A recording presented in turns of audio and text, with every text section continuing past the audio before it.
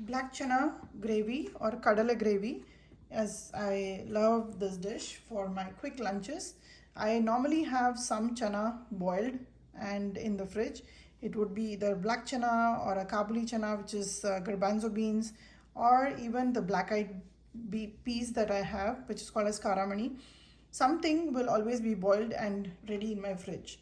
Today I had black chana and this is the dish I made out of it, and this is a very tasty and quick preparation for a lunch. Perfectly goes with jeera rice also, but I personally love it with some hot fulka. Let me show you how to make the black chana gravy.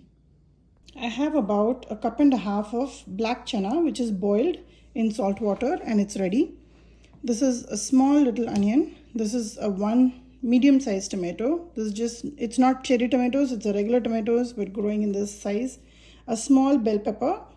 I have a tablespoonful of ginger garlic paste. First I'm going to peel and finely chop the onion.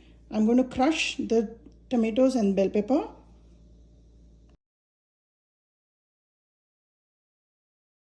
I have a pressure cooker here in which I have about a tablespoonful of oil. I'm going to add the onions right on top of that. I don't want to give any tadka today because this is going to be a quick lunch. So layer a full inch of onion here. Next I'm going to put the tomatoes and bell pepper crushed. Add the ginger garlic paste also on top of the onions. Along with the tomatoes and bell pepper, I've added about 3 spoons of the black chana which is already boiled and ready. I'm going to make a fine crush out of this. I've added the black chana on top of the tomato and bell pepper. Now for some spices. Our very own chili powder, about 1.5 teaspoons, and kitchen king masala is going to be about 3 teaspoons. Along with this, I'll add a little bit of salt.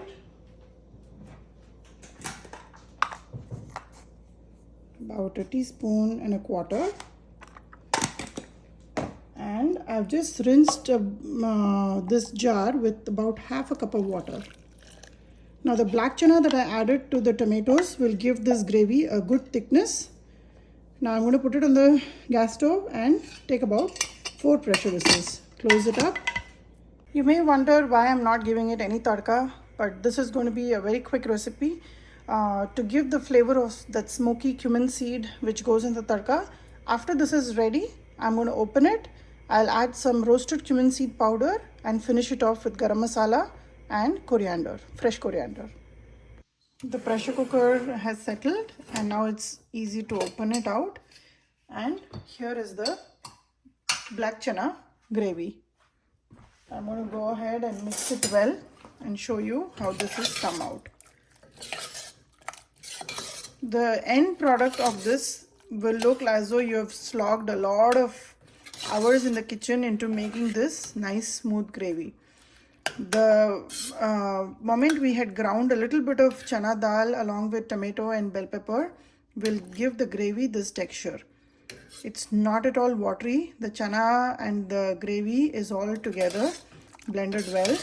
If you want to make it a little bit more watery, you can, but I'm going to keep it in this texture because I'm going to serve it with fulka. Along with this, I'm just going to turn on the gas. I don't want to lose the texture of the gravy. I'm going to keep it at the same thickness. It's not very watery, it's not very thick, it's a semi gravy.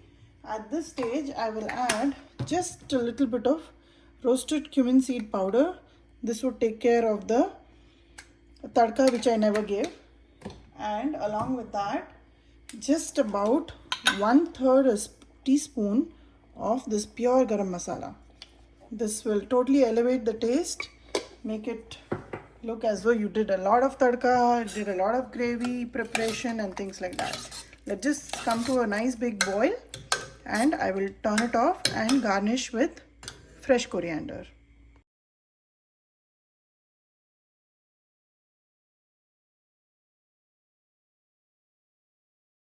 I've taken out the black chana gravy in my serving dish and I'm going to serve this with some nice hot paratha. Give this recipe a try and For thickness, if you think the chana will not do, you can always add one potato. Just make it into big cubes and add it while we were prepping everything in the pressure cooker. And after you open the pressure cooker, just mash the potato on the sides of the pressure cooker and add some water to it. It'll give you the thickness. I'm not adding any potato because I just find this texture perfect. This is very tasty.